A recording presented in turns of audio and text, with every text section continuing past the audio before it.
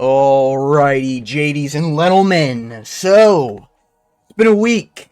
No UFC. Mental is in the dumpster. However, we finally get an event this weekend. Now, UFC 314 has concluded. If you don't know what I'm doing or who I am, well, don't worry. I do weekly breakdowns on UFC events, news, the like, and also breakdowns on every single fight card, including the fight nights, even if they're dog shit. And can we all just get a round of applause for Jeff Neal? Jeff Neal pulled out, and is the only reason why we get Carlos Prates versus Garry as the main event. Otherwise, it would have been Zhang Minyang versus Anthony fucking Smith. Alright, so W for Jeff Neal. You know, thank you for taking one for the team and biting the bullet and pulling out of that fight so we could actually get a fun main event on these fight cards, because man, has it been a stinker all year. However, I'm here to break down this card. Now, let's get into the breakdown. So,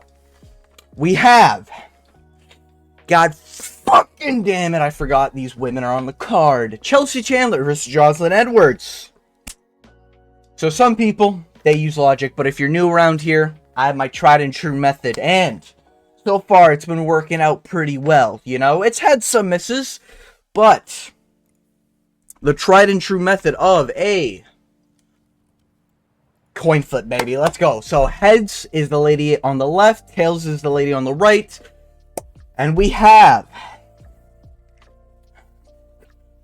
tails. Oh, thank fuck. Oh my god. Woohoo! Starting off strong, boys. Starting off strong. Coin so far is positive, but it's had some misses. Alright? You know, we can't be perfect on our predictions, but the coin has chosen, the coin has spoken. And Jocelyn Edwards is winning this 29-28 split decision. So, you know, she's younger. She's got a reach advantage. She's black. And a woman. Hey, I like that combo. Alright, you know? I'm a pretty big fan of the combination we got with Jocelyn Edwards. Just saying. Alright?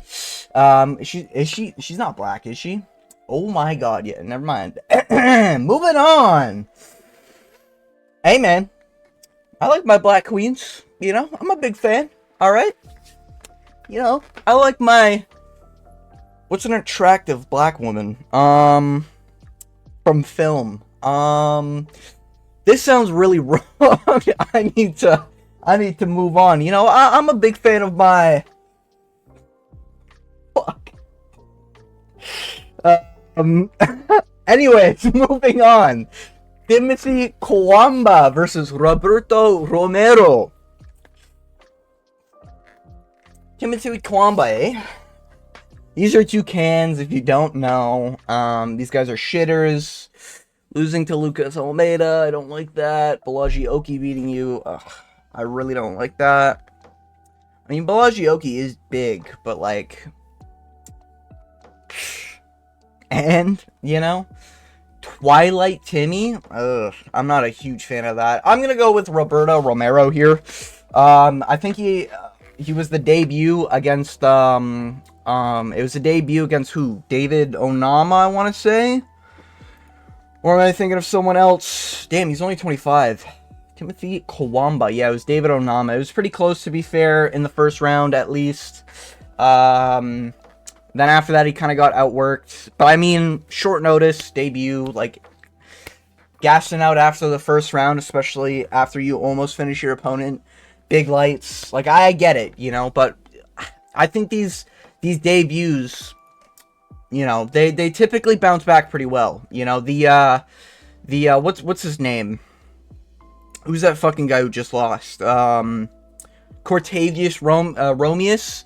You know, I don't think Roberto Romero's no Cortavius Romeus, where he's gonna choke and take a fight that he really can't handle. You know, Timothy Coamba. There's going to be logic I'm going to use later on that's going to contradict this, but Timothy Coamba is just on his way out. I just don't think he's UFC level. He's losing consistently to bums. I can't pick that, you know? Roberto Romero had a close fight against a ranked opponent. I'm pretty sure David Onama's ranked, isn't he? Maybe he's not. Yeah, shit. Now I can't remember. I think he's ranked. I think he's ranked, right? David Onama. My brain just like, I was like, wait, where am I right now?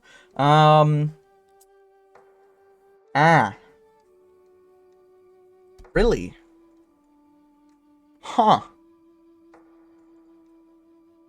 I thought for sure he was ranked.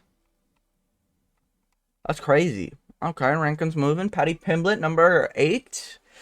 I'd put him higher than Gamrot, personally. But, anyways, I thought David Onama was ranked. Was he ranked and then was he pushed out? Was that, like, I don't know. I thought he was ranked. Maybe I'm tripping. Anyways, David Onama, I think, is, like, ranked material. Roberto Romero, I think, could be ranked material. He's young as shit, too. He doesn't look it. Bro, he's how young? 25? Jesus Christ, man. You know? Only a slight reach disadvantage, slight height disadvantage. I don't really care. Considering he just went toe-to-toe with David Onama, I get Timmy Kwamba is, like, young as well, but, like, when you consistently lose to bums, I can't pick you in a bum fight, if you catch my drift. You know what I mean? Roberto Romero might actually, like, be something. I don't think he's gonna get, like, dropped or something like that. And I think if he keeps a high pace on round 1, I think he'll win the first 2, and probably the third he'll look gassed. That's gonna be my prediction. You know, I do think he'll win round 1 comfortably, because he did have a really, really good round 1 against David Onama. So I think he'll come out swinging. I think he'll win round 1, no problem. Round 2, featherweight. Alright. He's really not ranked? That's crazy. I can't believe... Anyways, I'm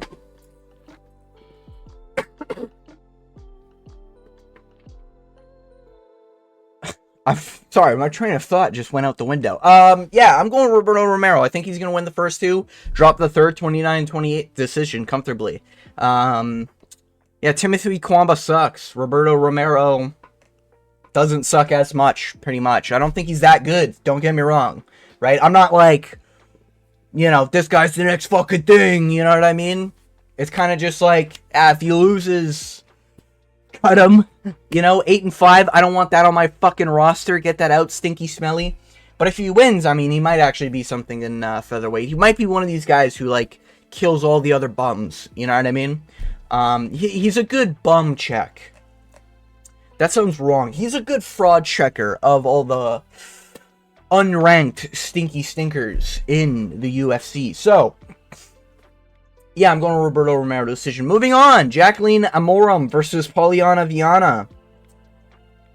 I feel like I'm supposed to remember who Polyana Viana is from, like, a fight. Maybe she held a title at one point or fought for a title. Maybe. But at the end of the day, it's women's MMA. I don't give a single fuck. So, the coin will decide the fate. Heads on the left, tails on the right. And we got heads. Alright, we got Jacqueline Amorim's winning this one. Ooh, this coin might be... Guys, this coin might be the fucking way. I'm not gonna lie. This coin might be on a heater. Watch me jinx myself. Now, Jacqueline Amorim, she's younger. She's got a reach advantage. And she is blonde. Therefore, she wins. Moving on. 29-28 split decision. Moving on to real fighters. Malcolm Wellmaker versus Cameron Simon. Hot take. This might be my first loss of the card. I'm going Cameron Simon. No, I am not an MMA guru glazer. No. I'm not saying this because he might potentially shout me out one day, invite me to Africa, and have me on his podcast. No. Alright? No, I actually do think Cameron Simon's really good. He's only got 2 losses. One is to Christian Rodriguez, the ultimate fraud checker of any prospect. And then the other one is to Peyton Talbot, where he showcased he might actually be one of the toughest human beings in the UFC. All weight divisions included. You know, we're talking like Marvin Vettori levels, okay? Cameron Simon's not getting chinned in this fight. I'm calling it. I'm standing on business, alright? He might be a little paraplegic compared to the other bantamweights, you know, when you have them side by side. But I don't think Cameron Simon is actually bad. Skill for skill, I just think his striking, I think he thinks was good, and I think he now knows his striking isn't good. So resort to the grappling, brother, alright? Trains with DDP. DDP on his off time will just do grappling tournaments. I have no reason to believe Cameron Simon doesn't do something similar. He probably grapples a shit ton for fun. Just thinking of what DDP does, you know, and they're like hand in hand, alright? They're brother in arms, you know, brothers from different weight classes. But Cameron Simon is good, you know? And listen, here's the thing, right? If this was not this year, like if this fight happened late last year, maybe I would have picked Wellmaker. Because during last year, I was on sort of my debut picking era, where if it was a flawless debut and there was no like obvious red flags, I'd probably pick him. 30 years old, fine, right? Height, flight advantage, wow, it's not even that big to be honest. Reach advantage is heavy. I don't think Cameron Simon's not used to fighting opponents with longer reaches, so I'm not worried about the reach here. I just think Cameron Simon is technically good, and I just can't see him getting finished by a Wellmaker. Peyton Talbot landed the perfect... When I say Peyton Talbot, like, did put a whooping on him, he did put a whooping on Cameron Simon. And I know Honey Barcelos fraud checked him, but Peyton Talbot landed the perfect KO shots. And arguably, early stoppage, okay? I get why it was stopped. He got dropped a few times. I get it. But Cameron Simon was with it the entire fucking time. Alright? And that's kind of my point. Like, you can get dropped and still be with it. You know? Hanato Moicano, Jalen Turner-esque. You know what I mean? And Cameron Simon showcased that every single time. And I think if he starts losing striking exchanges against a powerful striker, he's going to resort to the grappling. And a common theme with debut fighters is that they normally struggle when a heavily grappling plan is implemented. And I just think Cameron Simon, young, probably has more grappling experience. Again, you know, maybe that's just the Africa in him, alright? But I do think he's actually winning this fight. I'm picking Cameron Simon. I'm picking Cameron Simon via... I was gonna do submission, but I'll be honest, I don't watch these fucking bums who aren't in the UFC, okay? It's UFC or nothing, alright? Maybe one FC sometimes, maybe I tune into a Haggerty fight here and there, okay? Maybe the Road Tangs, the Super Lex, you know? Maybe I tune into those sometimes, but for me, it's UFC or nothing. I'm not watching this bum off the regional scene or whatever fucking contender series bullshit he was a part of. 8-0, not enough experience for me. You're 30 years old, you've only got 8 fights. I get it, it's like prime age, but you're just now making it to the UFC. Big lights, Cameron Simon's been here, he lives here. You know, Peyton Talbot's a big dude. He is kind of just like O'Malley, but weaker and a little bit more of, you know, hands and knees receiver, if you get my drift. But, yeah, I'm going Cameron Simon. I think Cameron Simon's just good. I think he's technically good. I haven't seen Wellmaker do shit. I know he's got, like, finishes, right? He's got, like, a KO streak or something like that. That's Cameron Simon. I was gonna say, what the fuck? Yeah, KO, right hook. What is that, round 1? It actually doesn't tell me. Alrighty.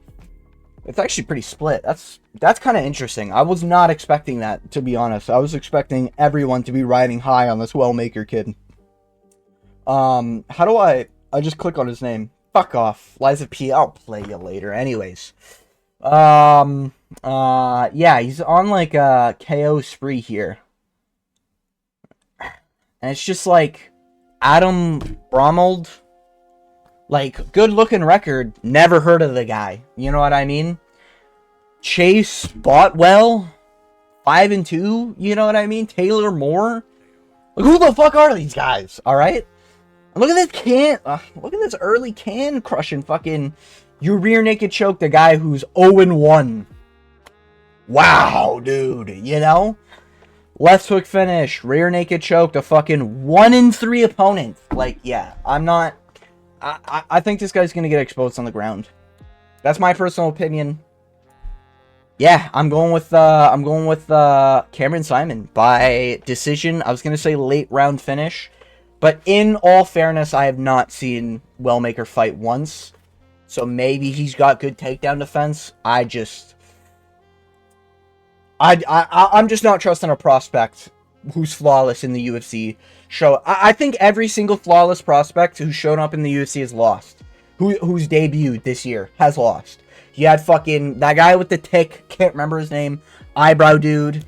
That guy got smoked. You had there's another one recently. I don't want to go through and look, man. Regardless, I think a lot of debuts are losing. I think a lot of guys who have O's are losing, especially. Torres Finney arguably lost that fight. Just saying, alright? Torres Finney did absolutely fucking nothing. Alright, this Wellmaker kid, same height as Torres Finney. I actually don't know that. I don't know meters. I only know feet, but I'm going to guess they're around the same, just to be funny. But yeah, I'm going Cameron Simon decision. I'm going to say he gets dropped, but he still has a dominant, 3-minute control time round. Probably after the first couple exchanges, I just think Cameron Simon's experienced.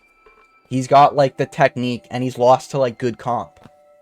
We haven't seen what happens if Wellmaker sort of struggles. You know what I mean? Yeah, anyways, moving on. Damon Blackshear versus Alatang Haley. I will say this. I'm picking Blackshear. I don't think that's a whoa take, It's Damon Blackshear. This guy's probably the best grappler in bantamweight. I can't think of another bantamweight who has close to, the skill of Damon Blackshear. This kid is fucking talented.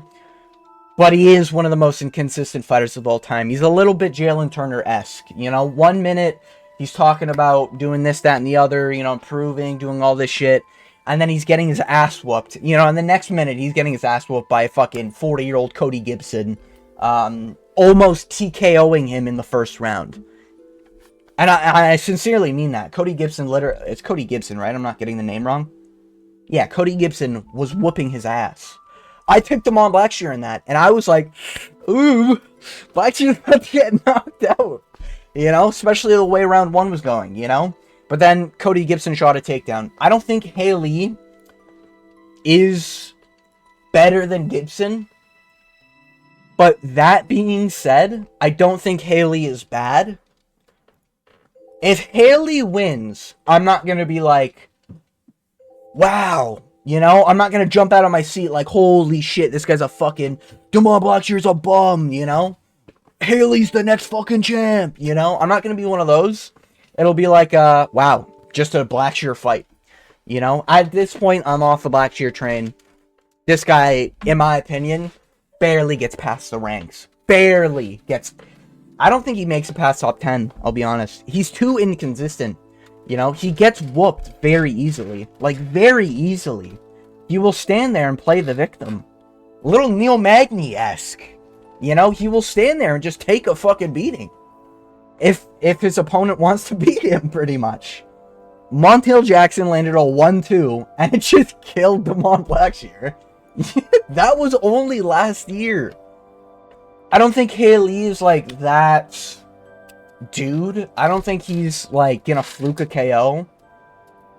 But it's possible. And that's all I'm saying. I think Damon Blackshear wins. I'm gonna say probably round 2 submission just because does he have a streak going of sub? No, he got finished, right? Yeah, he subbed Cody Stamen. And then he subbed Cody Gibson. Was it both by guillotine? It might both be by guillotine. Mario Batista, a lot of people say he won this fight. That's kind of also why he's such a touted prospect, I guess. But, at this point, his record is getting ugly. I just don't like it, I don't like this, Yeah, I'm going Damon Blackshear. I'm not, a Damon Blackshear dick rider, though. Alright, let's just get that out of the way. Moving on, Chris Gutierrez versus Sexy Mexi John Castaneda.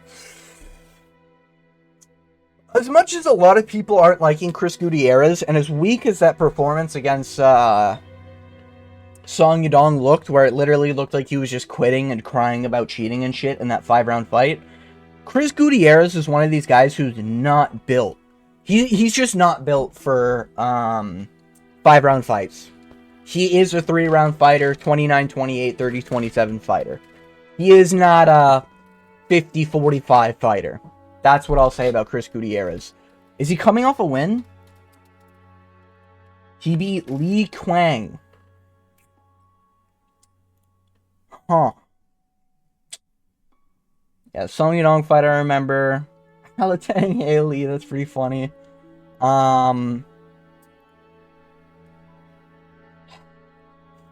Fucking... Bro, the prelims are kind of stinky, but, you know, they've got some names at least, you know? Chris Gutierrez, I think he's just going to win a comfortable 30-27. John Castaneda, I don't think he's going to get finished. He is a tough son of a bitch. Like, he is fucking tough. I just think John Castaneda needs to force a clinch, try to get some trips and shit. I don't think he's going to be, like, I just think at this point, John Castaneda doesn't have it in his mental capacity to come up with that plan. You know, I'm seeing a lot of Darren Elkins in him. You know what I mean? Very just run in there. If you get hit, you get hit. Not the Darren Elkins that just fought. I'm talking like a Darren Elkins versus Daniel Pineda, I want to say the last opponent was before that. Damn, I'm getting good at this UFC shit. As a fan who's only been watching for a couple years, aka 3 years consistently, I've watched every single event. You know, I'll pat myself on the back. I'm getting good with remembering these names and shit, alright? There was a time where I'd see these names and I had no fucking idea. Just, man. It's so nice being an MMA fan, watching yourself grow. Anyways. Back to the fights. Yeah, just Chris Gutierrez, 30-27. Like, I mean, John Castaneda, I think will have, like, moments. Like, when you look at this fight afterwards, John Castaneda will have the highlights. Chris Gutierrez will just have double the numbers on the scorecard. You know? If John Castaneda landed 25, Chris has probably landed 55 strikes. That's kind of how I see the fight going. You know, Chris Gutierrez is technically good. He's able to land all the time. And that's good. That's good.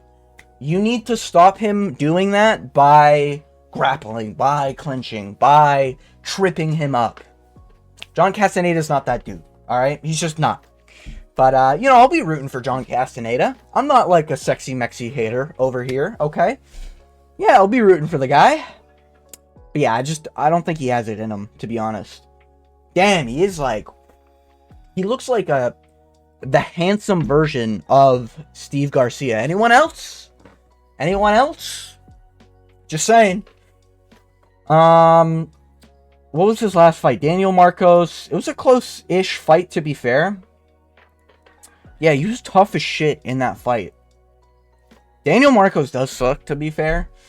And that's kind of why, like, I do think Daniel Marcos does actually, like, genuinely suck ass. That's why I'm really picking Chris Gutierrez here.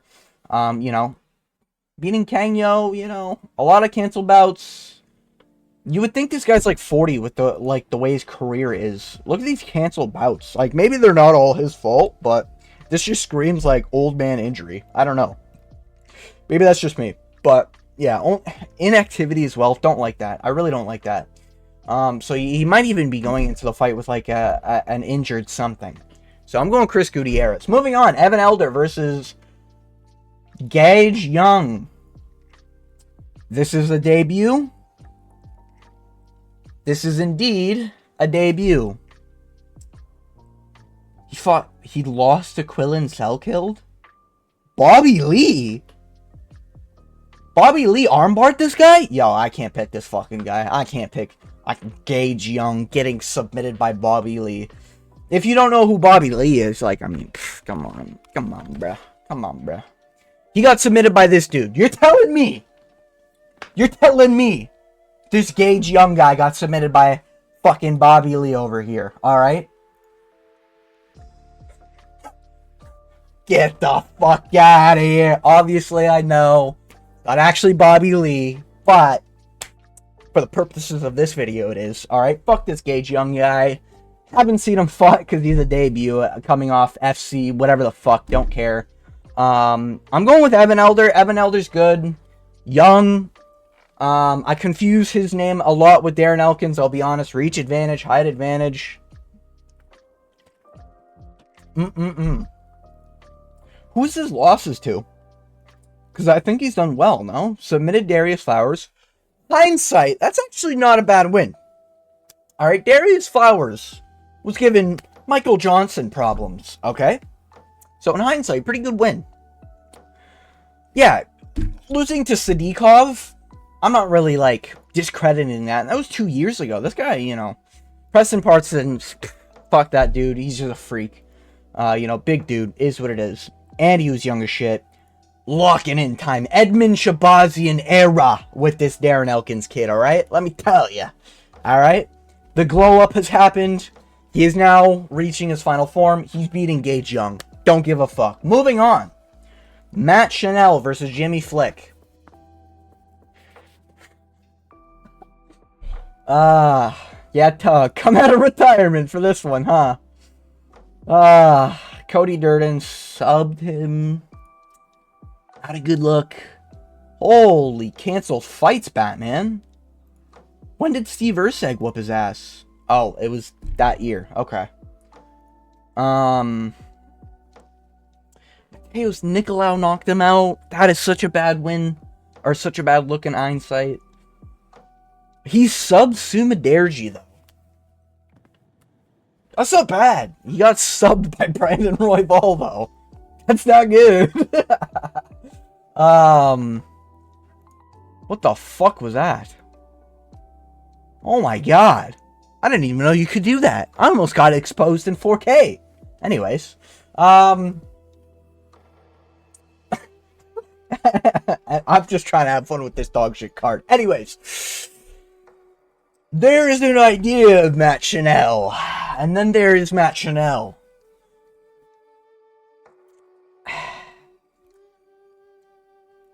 What do we got here, Jimmy Flick? Give me something. Nate Maness. He submitted Malcolm Gordon. Oh my god. He got knocked out by Charles Jourdain, who is actually good. Okay, to be fair. He got knocked out by... What are these fights, man? Holy shit. Wow, he took a 3-year break after submitting Cody Dirt. Wait.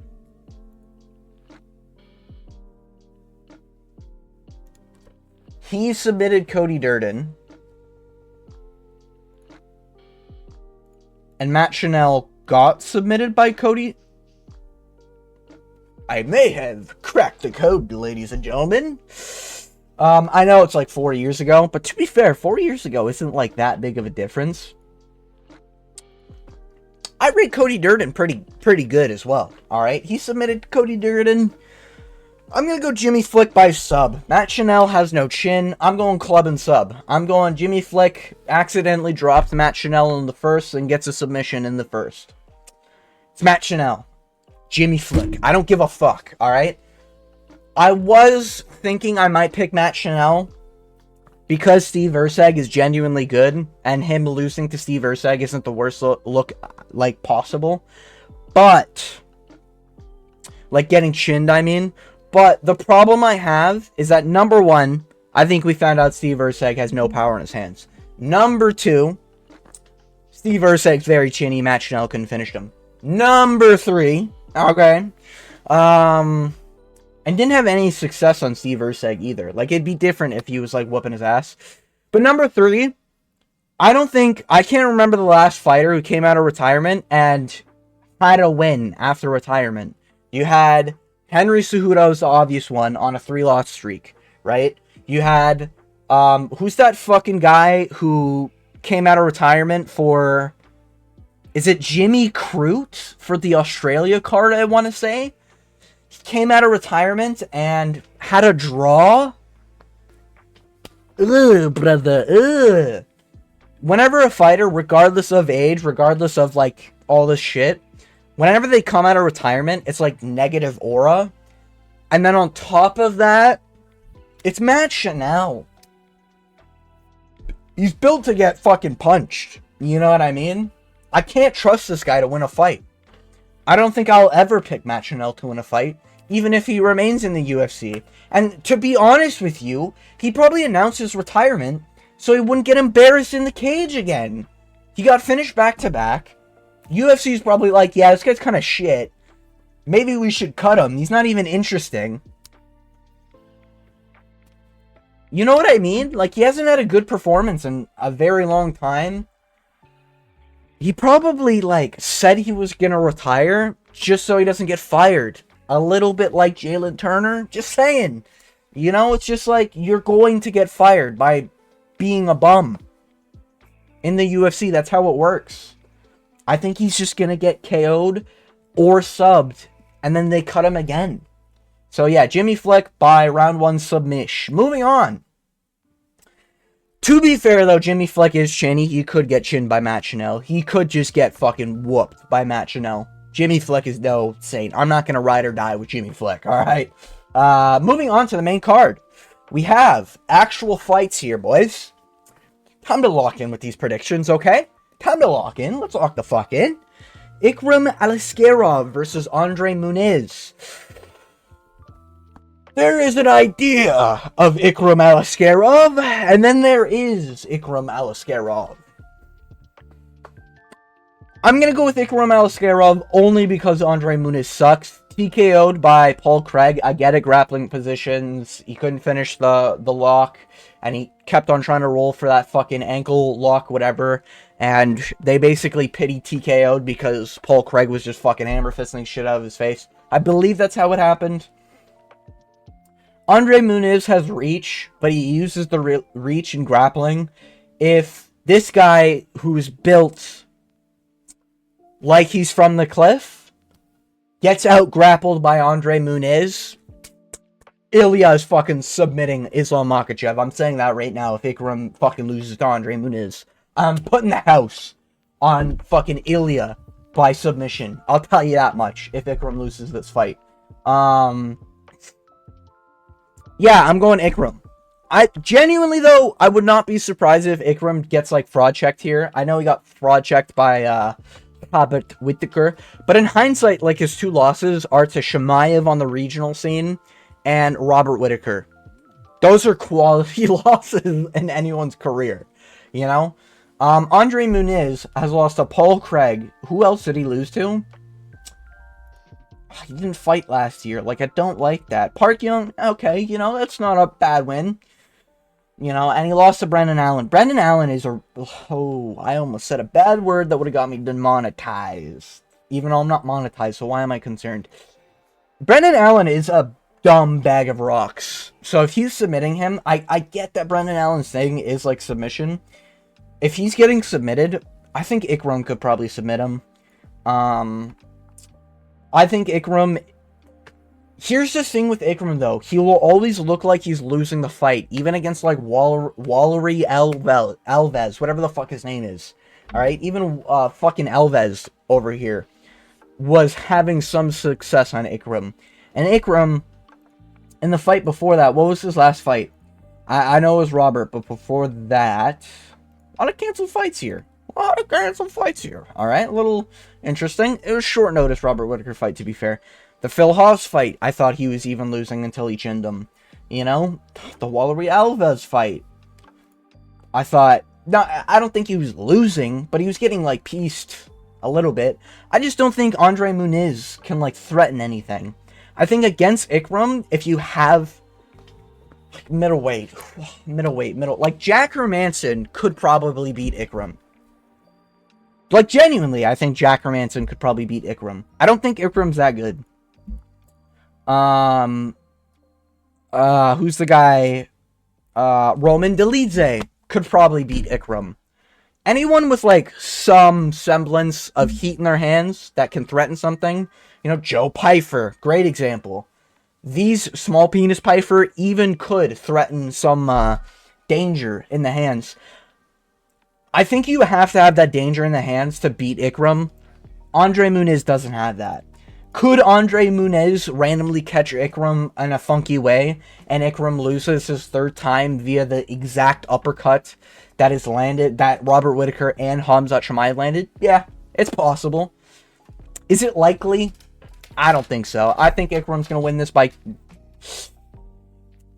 TKO mid to late second round after having a round 1 where he wins, but it's not clear. And it's like, well, you could make an argument Andre Muniz was winning, you know, until maybe he got tagged that one time, you know.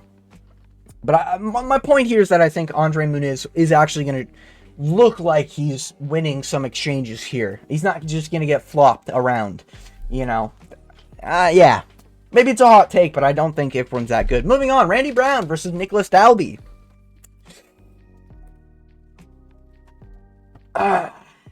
Hey. Brian Battle beat Randy Brown. I'm going to say that right now because I've been seeing a lot of people saying, I thought it was a robbery. Nope. Brian Battle beat him. He won every single clinch exchange. I think Brian Battle is the next welterweight GOAT. Therefore, Randy Brown will make Brian Battle's win look even better by beating Nicholas Dalby here. To beat Randy Brown, now here's what I will say. Randy Brown is very beatable. Brian Battle showcased the blueprint, all right? You got to get into the clinch and you got to get scrappy with him in the clinch, you know? But you have to have size on Randy Brown. You have to have that it factor on Randy Brown, okay? You have to have a game plan against Randy Brown. Nicholas Dalby is the definition of not having a fucking game plan. This guy will go in there, he'll scrap, he'll sometimes shoot takedowns. You know, good fight against Renat. Arguably beat him. Very good fight against Renat. Very, very good fight against Renat, now that I'm thinking about it.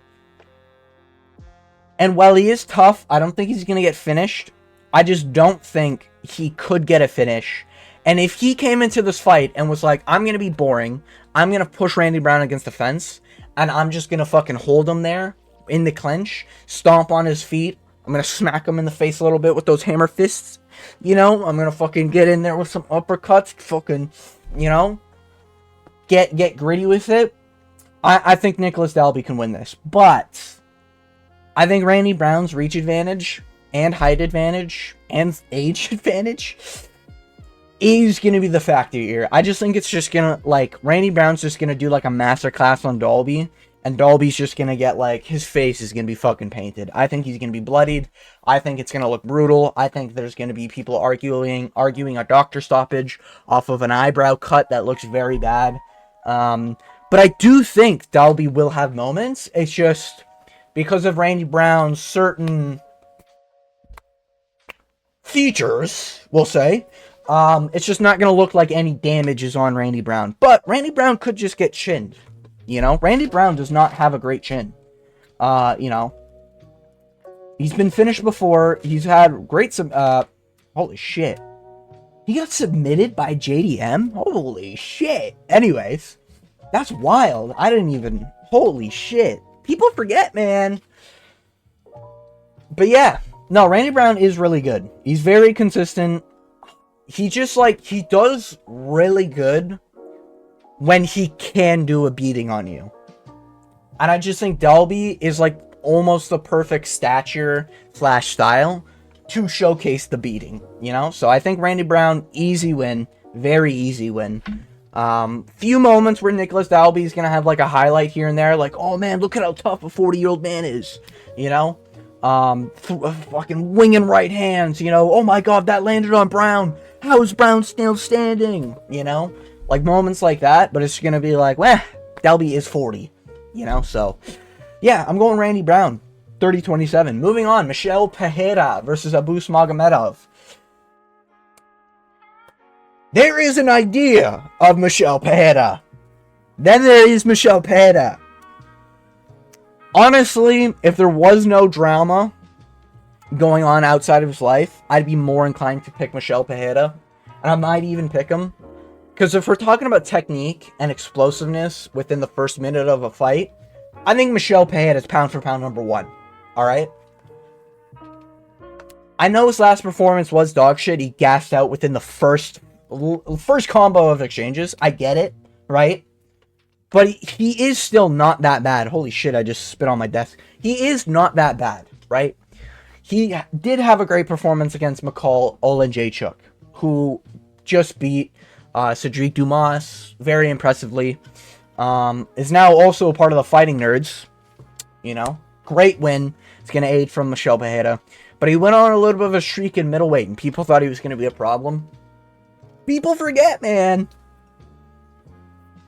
And I know, like, Bedtime and a few other people are going to be like, oh, well, he's only fought cans and he's crushed cans and blah, blah, blah.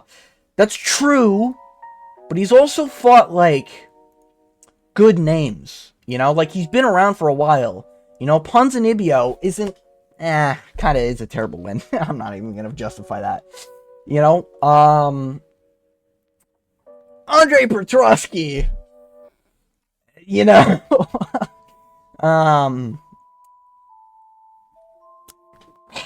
Igor Pateria isn't that bad in hindsight. McCall Olenjaychuk is not that bad in hindsight.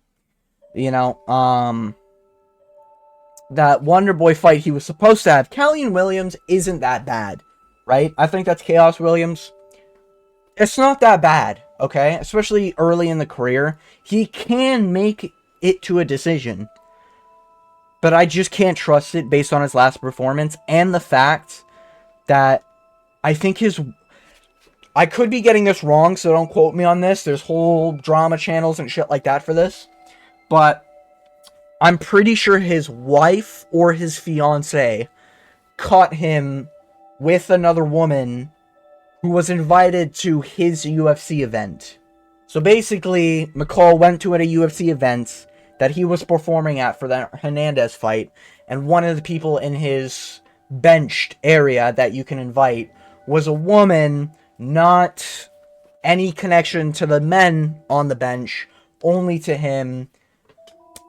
She's apparently a homewrecker, she's apparently this, that, and the other. You know, the fiance / wife of Michel Pereira went on a tirade on, I think, Instagram. I don't use social media, so forgive me if I got that wrong, but absolutely went on a tirade going in on Michel Pereira. He does have aura in terms of his charisma and his dancing, everything, right? Of course, the dance instructor has all these relationship problems. But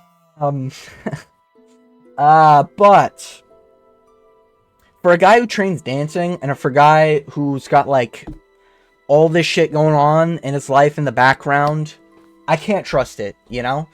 I could be wrong here, like I was with the Dan Ige, Bryce Mitchell situation, because I didn't pick Bryce Mitchell purely because he was like, oh, my girlfriend was the devil, she was speaking in devil's tongue, you know, I tell you, she broke in my house, she took all my carrots, and she pissed on my lawn, how dare that son of a gun, you know? I can't trust, like, delusion. I'm not trusting it in a fight, okay? There's a crackhead, and then there's, like, delusion, alright? Crackhead, you could trust winning a fight, okay? You know, death sentence, you know? A little bit of that crackhead energy sometimes. But, like, girlfriend in the background dumping you, / wife divorcing you, your side piece being exposed on social... Like, I just can't trust it, okay? And Abus Magomedov is coming off a great win against Bruno Ferreira. I do think Bruno Ferreira is really good, and I think he will be something. He just ended up gassing, and Abus submitted him. I think Abus, while he did get his ass whooped by Strickland, debut jitters, it happens. Abus is technically good. Like, when he lands... He lands. Like, I'm shocked when opponents don't fall face first after Abus lands. Dude hits hard. He's a little bit like, I think he's German and French or something like that. Something like that. But Abus, I think, is, like, really, really good. Yeah, Germany. Jesus. That's crazy. One of the only, like... I feel like he's got to be the only German I know of that fights in the UFC. That's crazy. Anyways... Yeah, submission win on Bruno Ferreira. I rate that a lot. I rate Bruno Ferreira really well, even though he hasn't had the cleanest of performances, I guess, in the UFC. You know, beating Wally Alvarez. Who cares? Did it before Ikram, to be fair. Right? I think. I'm pretty sure. Maybe he didn't. Maybe it was after. I don't know. I don't care. Regardless, You know, he lost to Kyle Bahalio. It happens. A fighting nerd. He lost to Sean Strickland. It happens. You know, he just gassed out and got his ass whooped. I do think Abus has gas tank problems. But if we're talking about gas tank problems... okay, well, I just realized. Not in the German sense of gas tank problems. I'm talking about the cardio. You know, well, we'll change the subject here. The cardio problems. If we're talking about cardio problems here, guys. I think... I think Michel Pereira definitely has the worst cardio of the two.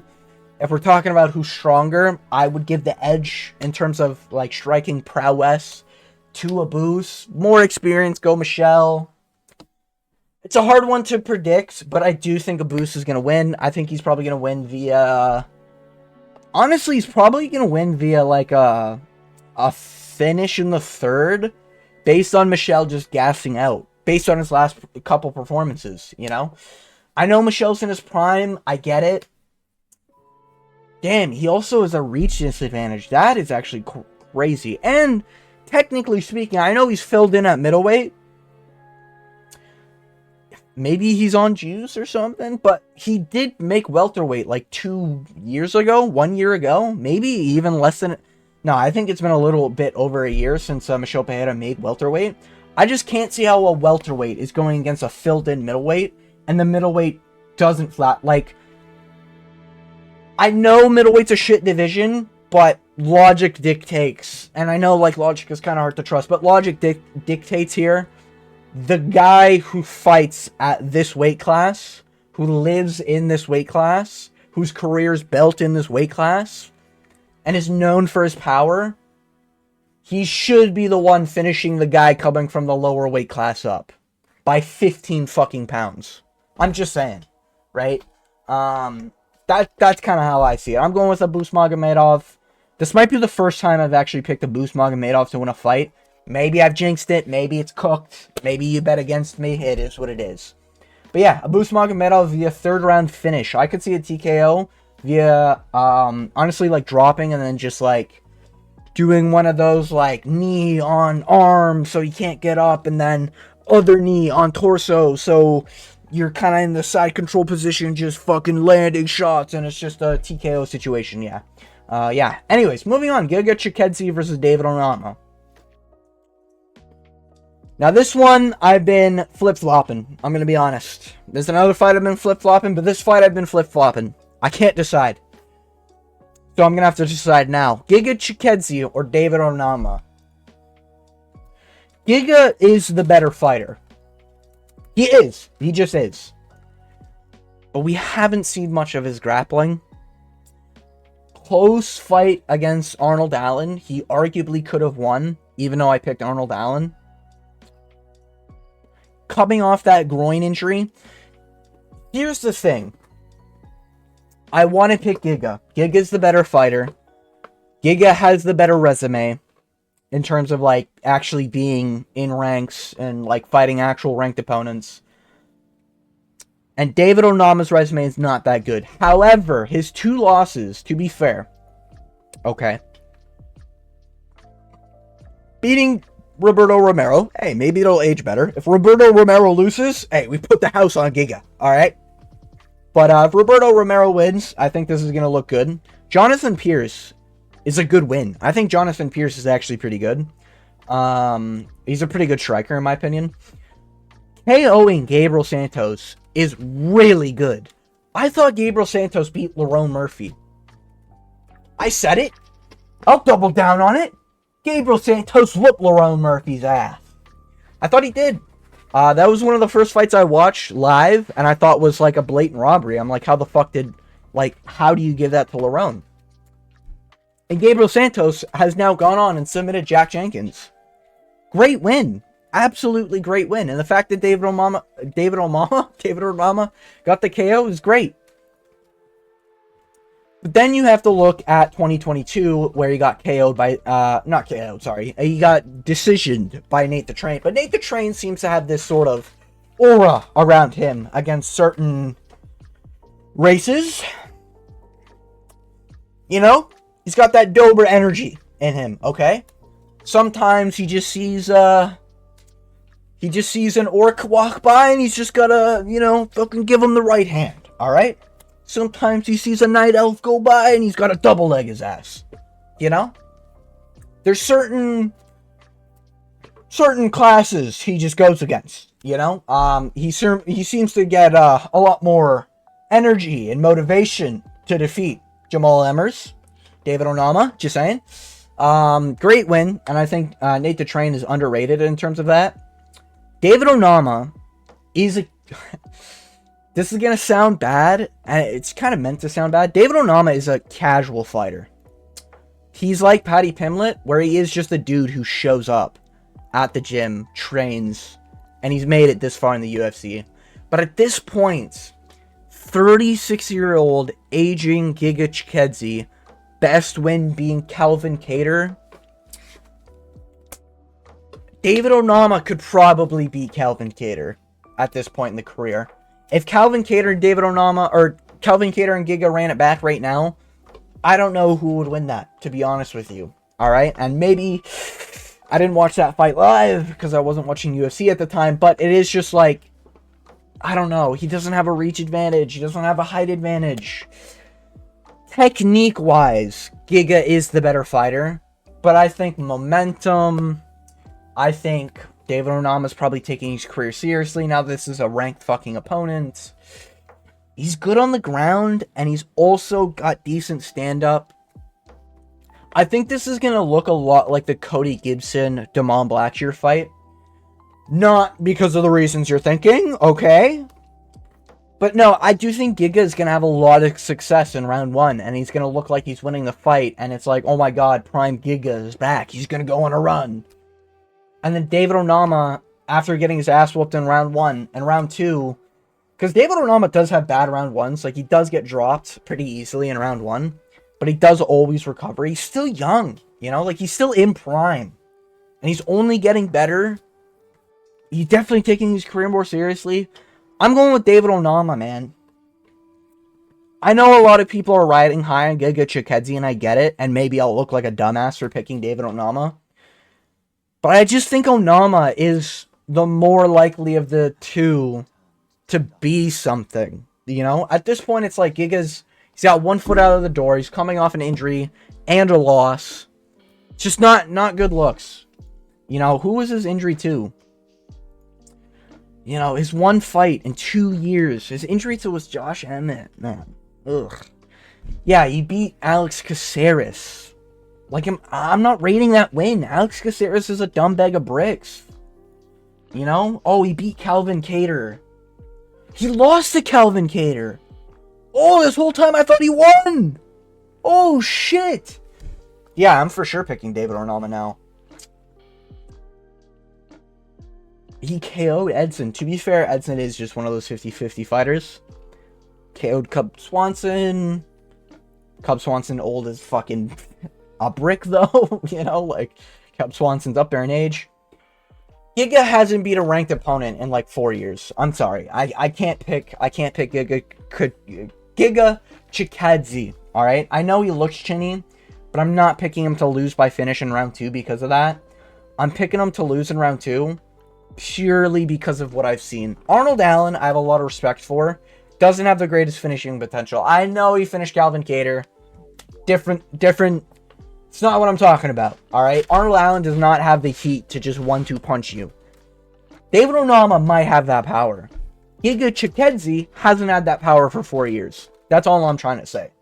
You know, so I'm going with David Onama. I'm going with David Onama by finishing round 2. I think we could be looking at a club and sub, or we could be looking at a KO finish. And I think we're going to see a Giga Chikadze unconscious inside round 2 or 3 after David Onama looks like he's losing the entire fight. Moving on. Porky the Pig versus Zhang Mingyang. Or Ming Yang. I got that right. I'm not racist. Zhang Mingyang by round 1 KO. Anthony Smith is just going to sit there, eat a beating, run into a right hand, be KO'd, have his retirement speech be like, I put out my heart for you guys.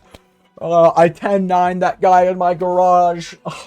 You know, I just couldn't perform tonight. I had 10 minutes of training earlier this morning.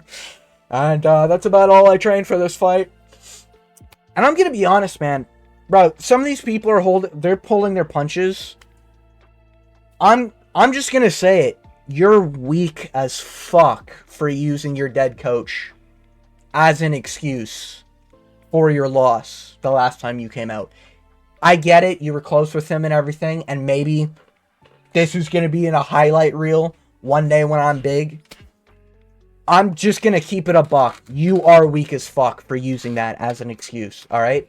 If you had a friend who passed away, if you had a family member who passed away, I get it. Okay? 100%. It sucks. All right? I get it. You're going to be emotional in the walkout. You're going to be emotional in the fight. But when you get in there and you're losing and your face is like sticking your tongue out and you're saying, oh, hit me, hit me. His death is not about you. I'm sorry. Like, it's just not. I'm not letting that. I'm not going to let some fucking Porky the Pig, dumb, on-paper looking guy get away with using an excuse like, oh, my coach died, so I lost the fight against Dominic Reyes. No, you lost the fight because you're shit. Just admit it. Sorry, not, like, admit it in terms of, like, your shit. But just admit that, like, you lost to the better man. You don't have to be like, oh, my coach died and everything, and I was so emotional, and I couldn't train properly. Like, don't do that shit, bro. Like, if I was in a fight, and I was fighting whatever, and my parents passed away, my dog passed away, my best friends passed away, listen, I love them. But I'm not going to get on the mic and be like, yeah, you know, they passed, so I lost this fight and everything. My headspace was just not clear, everything like that. That is implied when something like that happens. I don't give a fuck. Alright? I really don't. I'm going to say what needs to be said. Alright? Don't use death as an excuse on why you lose fights. I'm sorry, man. I'm not going to sit around and just let some fucking dumbass get away with saying dumb shit. Alright? Do something about it, yeah? No. I need to say that because every time I see, like, I get it when you're in the spotlight and everything. Hey, over here in the sewers, all right, in the trenches of little MMA YouTuber over here, okay, I get away with a lot of things, but no, I'm gonna say what needs to be said, bro. I genuinely never ever use death as an excuse on why you couldn't finish something. It is implied because when you didn't finish that thing or complete it properly, like let's say you had a task or you had a job or whatever, but you get, like, if you had a death in the family and whatever, you get up and you go to work after, you know, you get that leave or whatever for the death in the family or whatever. But even then, let's say a distant uncle or whatever passed away, you go to work the next day, you know? You do what you need to do. I've had it happen, man. It sucks. You gotta get through it. But you don't say, like, the reason why you couldn't get work done is because, this, that, and the other died. Okay?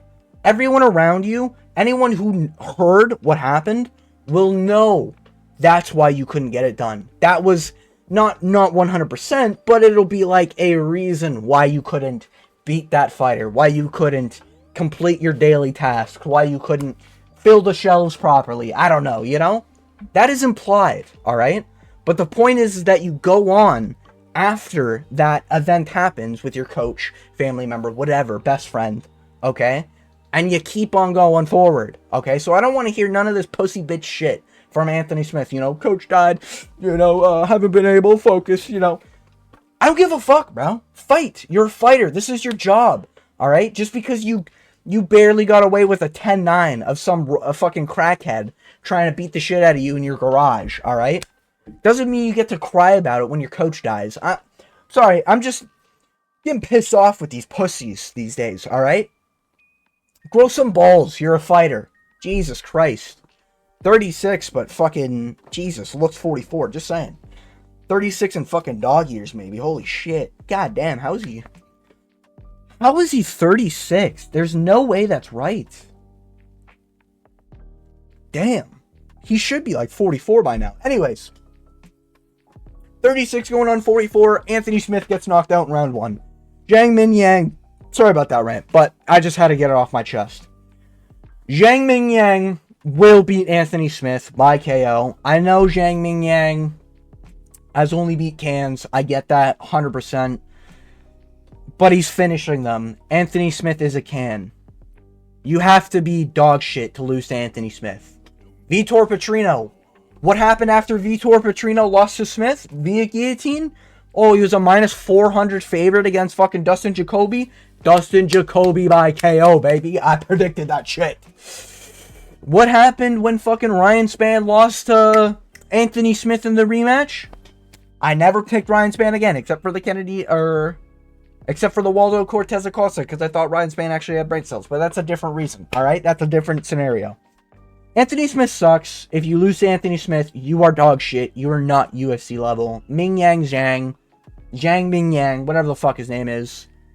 As long as he's UFC level, he beats Anthony Smith at light heavyweight. I'm just keeping it a buck.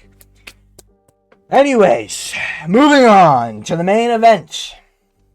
We have Ian the Cuck Garry versus Carlos Prates. Now, this is obvious. I mean, it's Carlos Prates by KO. I mean, anyone disagree? Wait a minute. What's that I hear? MMA gods. Is that you? What have I done wrong?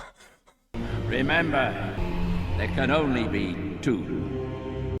Only 2? But the fighting nerds, they're the 4th horseman. This can't be possible. Are you saying that Gene Silva and Mauricio Huffy, they passed their test with flying colors? Surely Carlos Prates, you know, he could at least try to KO Ian the Cuck Garry. No, try not. Do. Or do not. You're right. Why did I ever question the gods? I'll tell the people. Don't worry. I will inform them. All right, gentlemen and ladies, I regret to inform you. The MMA gods, they've spoken to me.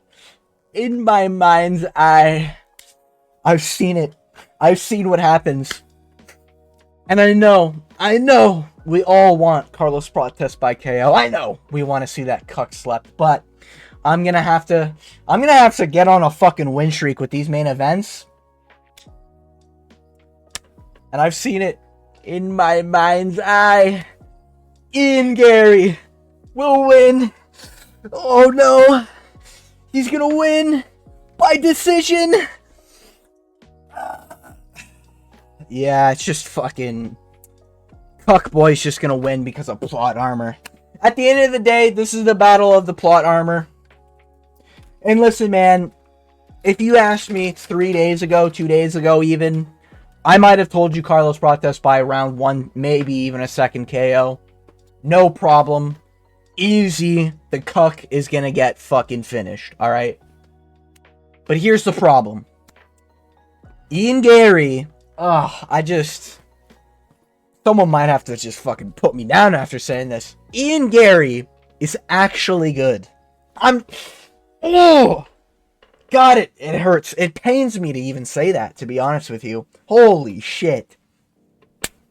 I picked against Ian Garry in his last, 5 fights, I swear to God. Maybe, 4. Maybe. I picked MVP against Ian Garry, to be fair. Decent argument he won that fight. I picked Jeff Neal against Ian Garry. I picked Shavkat against Ian Garry. I swear there was one more that I think I picked. I don't think I picked Neil Magnus. Maybe it was just those 3. Regardless, yes, Ian Garry barely beat Jeff Neal because Jeff Neal decided not to do anything in the clinch. Yes, Ian Garry did get dropped by... I can't even fucking remember that Japanese. I don't fucking remember. What was his name? Debut, was it? Never mind. Who the fuck was it? Who dropped them? I don't fucking remember, man. I can't. Song Kanan. I wanted to say, Kanan Song, but I didn't want to sound racist. So, had to get my facts straight, okay? But, yeah, yes, he got dropped by Song Kanan. Yes, MVP 100% beat Ian Garry on the feet. 100% of that fight. Yes, Ian Garry is vegan, and he's 0-3 on rear naked choke attempts, alright? He got a rear naked choke locked in on MVP in round 1, under the chin, could not finish it because he's vegan. He had it locked in on round 3 against MVP. Yes, I've rewatched the fight, sadly enough. Couldn't fucking finish the choke. And yes, he even had it on Shavkat Rakhmonov. And he had it perfect. And he couldn't finish the choke. He just couldn't finish it. But when I rewatch, and this is probably the first main event that I think I've actually gone back and rewatched like a bunch of their fights. I'll keep it a buck. Most of the time, I go based off of what I remember, and I love doing these predictions before watching other people's predictions, so then I can put my own foot in my mouth whenever I watch their predictions, be like, yeah, he did kind of do that, huh? But Ian Garry, he's actually, like, not that bad. His grappling is pretty good. He's able to initiate takedowns. Are his takedowns going to be better than Neil Magny's on Carlos Prates? Probably. Chop down the leg. He works with Charles Oliveira now. As much as it pains me to say, it is that. He does work with Charles Oliveira now. Charles Oliveira's got one of the most non-Dagestani dominant grappling of all time, I'd say. And I don't think Ian Garry's going to be able to finish a choke on Carlos Prates, because he can't. It's not in his biology, okay? And I don't think he's going to knock out Carlos Prates. So he's going to a decision. Like, that's how Ian Garry's going to go. He does have finishes because he did KO D-Rod. But he's also, like, another thing, he also fights high-level comp constantly. Carlos Prates, yes, Radke's good, but he's not ranked good. I love Radke. Say it again, Radke. But he's not ranked good. He's barely, like, top 25, maybe, in welterweight. Maybe even outside of that. And I respect the fuck out of Neil Magny. Neil Magny got wobbled, like, 13 times in that fight with Carlos Prates. Yes, I rewatched that fight. He got wobbled, like, 20 times in the first round. Stumbling around, wobbling around. I think his equilibrium got fucked up.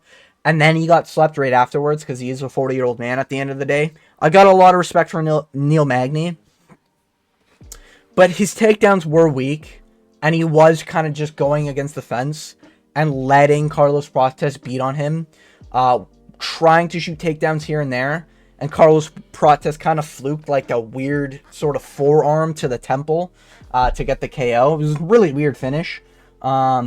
He's not doing that to Ian Garry. He's just not. As much as I would love to just see Carlos Prates right hand down the pipe, I want it more than anything. All right, guys. Just to see Ian Garry's corpse on the canvas. But this is the battle of the plot armor. You have the aura of Carlos Prates and the Fighting Nerds. It's up there.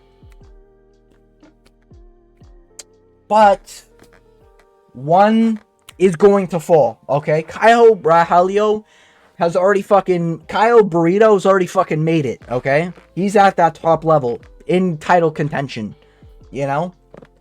Mauricio Huffy, he's looking for a top 5 opponent, top 10 opponent, Fucking Gene Silva's asking for a title shot, the privileged fucking prick, am I right? But they're getting away with all this. One of the fourth horsemen are going to eat shit. Carlos Prates is like the lowest name of them, I'd say. I'd even say Caio's probably a bigger name than Carlos Prates. Even though Prates is coming off like a bunch of good KOs, he is losing like exchanges. Yeah, he finished the Leech, who's never been finished before. But Leech has like been through a lot of battles, man. Like, that's a war. And like, ooh, the more I think about it, every single one of Carlos Prates, like, yes or no, you can disagree with me. I don't think you can disagree with me. Every single one of Carlos Prates' opponents have been asking to get KO'd. Trevin Giles not finishing, not trying to finish his opponent. Leech running into punches as certain classes do from that side of the world. Just running into punches, you know, like a Korean zombie. You're gonna get KO'd like that, especially after getting wobbled and rocked. Like, oh, I've just been stung. Let me run in there. You're not Dricus du Plessis, okay? It's not gonna work. Neil Magny going against the fence, holding onto a single leg for 3 minutes. And doing nothing else. No trips. Ending up on bottom? Like, if Ian Garry ends up on bottom, I can trust he gets to butterfly, he gets to push off. And if he doesn't, he's not gonna risk getting damaged. And he's gonna fucking lock himself on bottom. Sure, he loses the round. He's got 4 other rounds to go. I don't see Carlos Prates being on top control for 4 fucking rounds. I don't think he's got 4 rounds of cardio in him. Sorry, 5 rounds of cardio in him. You know? And if I have to be the martyr for the cause, okay, guys? If I have to be the one to fuck up another main event, my picks, I've only had 2, for the record, I've only had 2 negative cards throughout the whole year. Pretty good win rate, I'd say. I don't think I've gotten a fucking main event right in a while, you know? Diego Lopez, I picked by KO, lost that one. Lerone Murphy I got right, and that's because I bit the bullet. And as much as I want to see Lerone Murphy, Leon Edwards 0.5 slept, didn't happen. Steve Erceg Moreno I got right, but like boring decision. Leon Edwards, Sean Brady, I got wrong because I thought Leon Edwards was actually good. Turns out he's not. Just kidding. It's a whole other topic for a different story. Roman Dolidze, I picked. Not by decision, though. Ankalaev, like, the trend of this year is also boring fucking decisions. What was the last main event finish? Okay, let's not count Leon Edwards, because he just got shit on. Like, he was just fucking... If that happens to Prates, I'd be shocked, but... maybe. Kop Almubayev? That was the last one in March? And then this one was a decision. I know it was like a eye poke, weird scorecard. I get that, but yeah. You know, KO with Rodriguez, that one was sick. You know, but yeah. Yeah, I just can't... Listen, I respect Prates. I'm rooting for Prates. I want Prates to get the KO. Believe me, I want to see this cuck vegan. Alright, disgusting, brother. Ugh. Get off my screen, okay? You know, I want to see this fucking... guy who lives with his girlfriend's, or sorry, his 60-year-old wife's fucking ex-husband as the dietary person. Just, ugh, brother, you know? Talk, like, his delusions of, like, talking about how he wobbled MVP, saw his eyes roll in the back of his head. One of the dumbest thing I think I've ever seen a fighter say. But... that delusion will help him here. There is no other fighter right now who has as much aura as the Fighting Nerds. Ian Garry will bring the same level of confidence. He will go in there and he will genuinely think he is better than Carlos Prates. Even if he misses a jab, he will think he's wobbled Carlos Prates. And he'll think in his head, huh, I'm out striking this guy. Even though he just got hit 20 times. He will still think he's beating Carlos Prates. But... the actual, like, getting into the nitty-gritty, because this video is long, and I don't want it to be too long. I just think Ian Garry, round 1, the problem with Carlos Prates is that he'll be standing there. The thing with MVP, I rate the fuck out of MVP. MVP makes you think. He does wild shit. Carlos Prates does generic shit. And he's very bad at seeing outside the peripheral. Okay, like, I'm talking like the spinning wheel kicks. I'm talking like the head kicks from very close stance that Ian Garry likes to throw and never land. But he's very bad at seeing shit like that. He's very good at defending against straight punches and at sort of hunting you down, waiting for you to throw, to then throw back, right? But Ian Garry, I get it short notice. he has to have a plan. And his plan is to be Garry, Ian Nurmagomedov, Machado, Garry. And he's going to go in there and he's going to hug Carlos Prates against the fence like Neil Magny. And when he gets a better position than Magny, aka gets him to the fence, trips him up, lands on top position, that is Ian Garry's round. He will remain on top position. Carlos Prates, I have not seen anything other than him grabbing someone's ass, aka Neil Magny, to stop a takedown, to really be convinced that this guy's capable of getting up off the ground. I think Ian Garry's going to have like 3 minutes of control time in round 1. It's going to look very much like the MVP round 1 and 3, but for 3 of the rounds. And when Carlos Prates is getting tired, one of these Fighting Nerds 4 Horsemen are going to break mentally. I'm just going to say it, man. Carlos Prates looks like just a chattier version of Sean Woodson. Okay? I'm just going to say it. Alright? He does look like a freak. Okay? He's got a really long torso, or sorry, really short torso, really long legs. Am I crazy? You know? And yes, he does have the reach advantage. Everyone has the reach advantage against Ian Garry. That's how his whole career's been. Yes, Ian Garry is a small little pea head. I think that might actually help him. You know, and as much as like we want to clown on him for getting knocked down by Kenan Song, or Song Kenan. Sorry, I need a drink. As much as we want to clown on him, he has showcased he's got a decent chin. He's been clipped a few times by MVP very cleanly. Took him well. Clipped a lot by Shavkat. Took them very well. You know, I've yet to see like Ian Garry actually wobbled very bad in the past 4 fights. And he's gone against dangerous opponents. 100% finish rate Shavkat. Regardless if you think he's overrated or not, that's still 100% finish rate. What's his name? Jeff Neal. 50-50 fighter. One of the strongest punchers in 170. Maybe not right now, but, you know, for the time. MVP. Danger striker. I rate MVP a lot, especially on the feet. And I think his, like, takedown defense and everything are very... I think his grappling's underrated. I think his takedown defense is pretty weak. But that's a conversation for a different day. Yeah, I'm going with Ian Garry. I can't believe I just said that, man. Fuck. Oh, God, I hate this sport. It's the battle of the plot armor. I think Carlos Prates will have moments where he clips Ian Garry. And I think he'll even drop Ian Garry. Maybe... sort of like MVP kind of did when MVP put all his weight on Ian Garry and Ian Garry kind of held on for his dear life and fucking laid on bottoms like, oh, please don't kill me. Oh, MVP, no.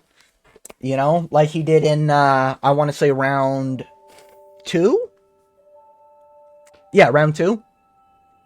Maybe it was round 3, actually, now that I think about it. It could have been round 3. I just watched the fight. I don't know how the fuck. I can't remember it. But regardless...